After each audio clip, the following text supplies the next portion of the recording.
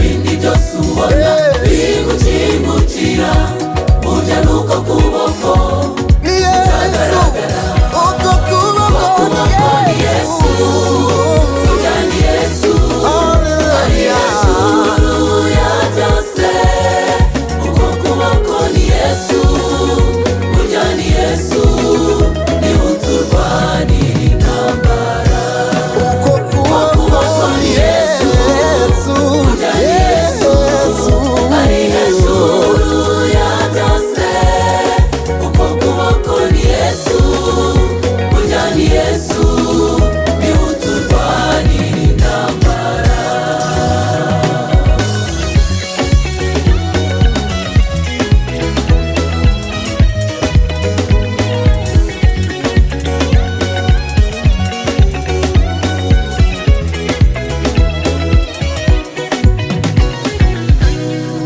Abakomeye b'isi babasha kukurenganya, abakurusha amaboko babasha kukwitambika, ariko uko kuboko iyo kwakuje imbere gutandukanya inyanja inzira ikaboneka.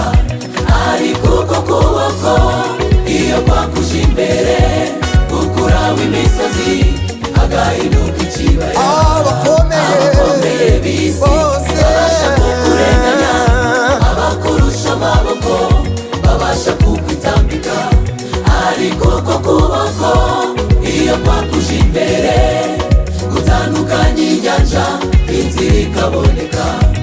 Ariko uko kuboko iyo kwakuje imbere gukuraho imisozi hagahinduka ikibaya. Yewe zineza kunazakorwa n'isoni kuko nirigiye ukuboko gukomeye, kandi imbaraga zose zirwanya ziri munsi y'uko kuboko kwihoraho.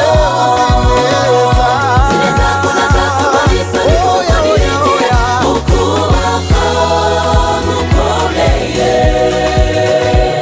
kandi imbaraga zose zirwanya ziri munsi y'uko kuboko kwihoraho.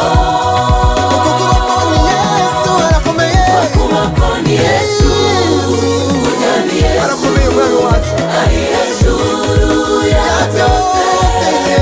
Ukuboko ni Yesu, burya ni Yesu, niwe uturwanira intambara. Ukuboko ni Yesu, burya ni Yesu, ari